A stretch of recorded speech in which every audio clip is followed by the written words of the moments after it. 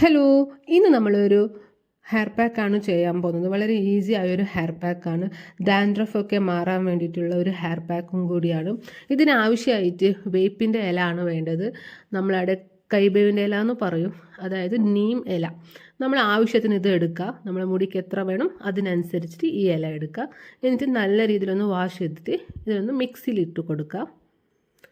Weekly ഒരു 2 days ചെയ്താൽ മതി. നല്ലൊരു റിസൾട്ടാണ് കിട്ടുന്നത്. എല്ലാവരും ഒന്ന് ട്രൈ ചെയ്തിട്ട് ഫീഡ്ബാക്ക് അറിയിക്കാം. ഇനി നമുക്ക് ആവശ്യത്തിന് വെള്ളം ഇട്ട് കൊടുക്കുക. അധികം വെള്ളം ഇടരുത്. അപ്പോൾ നമുക്കിതിനൊന്ന് അരച്ചെടുക്കാം.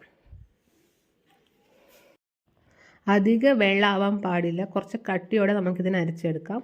അപ്പോൾ ഇതിനൊരു ബൗളിലേക്ക് നമുക്ക് ഇട്ട് കൊടുക്കാം.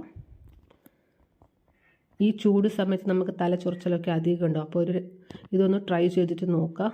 നല്ലൊരു റിസൾട്ടാണ് കിട്ടുന്നത്. ഇനി നമുക്ക് നല്ല രീതിയിലൊന്ന് മിക്സ് ചെയ്തിട്ട് തലയിലേക്കൊന്ന് അപ്ലൈ ചെയ്ത് കൊടുക്കാം. നമ്മളെല്ലാ സൈഡ് ഒന്ന് തേച്ച് കൊടുക്കുക. ഡാൻഡ്രഫൊക്കെ ഉണ്ട സൈഡൊക്കെ തേച്ച് കൊടുക്കാം.